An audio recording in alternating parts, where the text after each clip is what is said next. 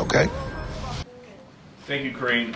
On the consideration of these new executive orders for the border, what changed between the time President Biden said, "We are a nation who says if you want to flee and you're freeing oppression, you should come," and now? Oh man, I mean, this is gonna be fun. This is gonna be very fun then. I don't understand. What do you mean? Your question, I don't get. As a How candidate, it's President connected Biden to was telling people to come to the border. So what has changed since then? I don't have the context of this quote that you're giving me, but what I will say is this. The president took this issue very seriously of what is happening at the border and what in the immigration system as a whole, right? And we have said over and over again, this is a system that has been broken for decades. Under the last administration, as you know, which was a Republican administration, and other administrations before that. And he took this so seriously that the first piece of legislation that he put forth on day one was on immigration reform. Seriously? That is what counts, and that is what matters. And for the past several months, we worked with Republican senators and also Democrats in the Senate to try to come up with a fair and tough piece of legislation that would deal with border security. That was, let's not forget, endorsed by the Border Union Patrol. And that's how seriously the president has taken it. We've done this for months, and House Republicans have gotten in the way.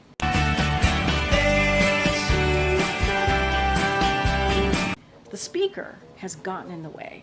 And so we want to deal with this issue. This is an issue that majority of Americans care about. House Republicans, the Speaker got in the way. The question really is for the Speaker. What changed? What?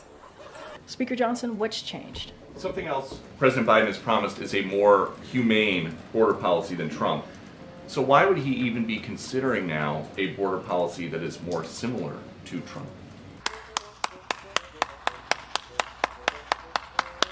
What border policy are you talking about? Axios is reporting that the legal authority Biden is considering using powered Trump's Muslim ban and similar sweeping restrictions at the border.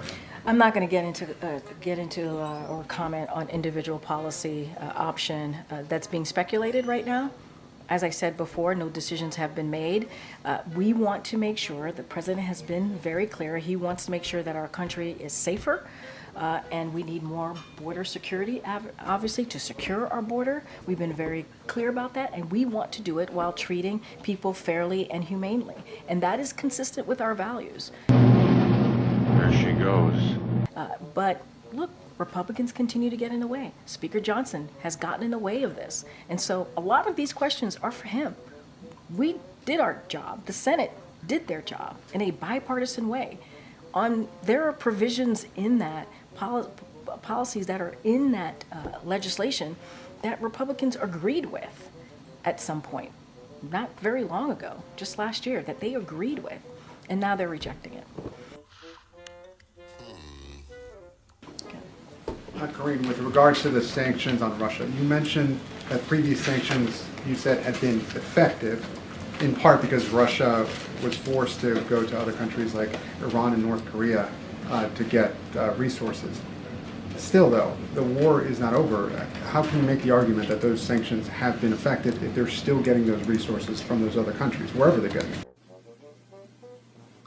I mean, we believe, and I just laid this out moments ago, that we have seen an impact. I talked about Bloomberg. I talked about what Putin's own oil czar has had to do.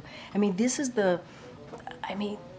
what we have been able to impose on Russia has been pretty significant.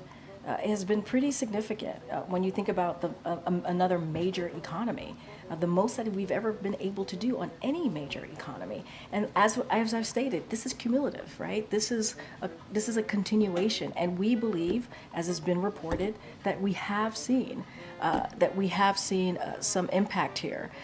We're going to continue to use every tools in our tool belt. Obviously, we're going to developing new tools to make it harder and costlier for Russia to fuel its war machine. That's what we're going to do.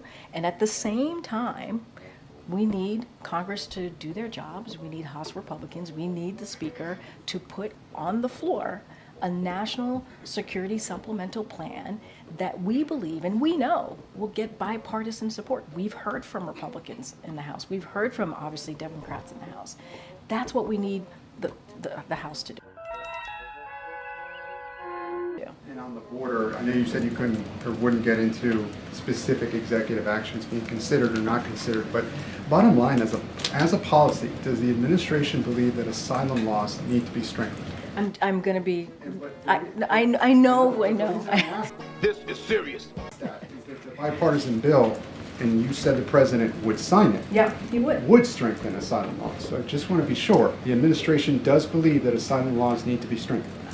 Obviously, because it was in, as you just stated, in the bipartisan legislation that came out of the Senate that the president's team worked very closely on. I just want to be very, very clear and very careful. Decisions haven't been made. I'm not going to get into any internal policy, individual policy, option that's being speculated in the press. I'm just not going to do that from here. But no decision has been made. In a separate topic, I know the U.S. has had a complicated relationship with Mexico before. I wanted to get the White House's reaction to President Lopez Obrador doxing a New York Times reporter in a press conference. Oh, well, I've not seen that. Obviously, that's not something we support. We believe in the freedom of the press, obviously, which is why we do this on almost on a daily basis. It is important for the press to be able to report on issues that matter to the American people freely, in a way that obviously you all feel secure and safe, and in a way that you're not being doxied or attacked. That is something that we will obviously reject. Thanks, Karine. One follow-up on Next Benedict and then another on a separate subject.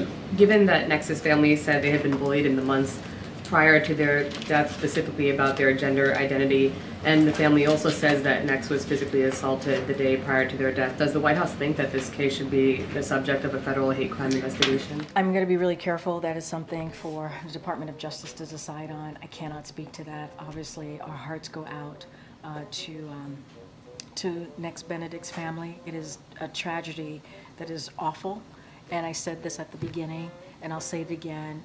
Every kid should feel safe and should feel protected when they go to school, and this should not be the case. But that is something, as far as any legal action, that's something for the Department of Justice to decide.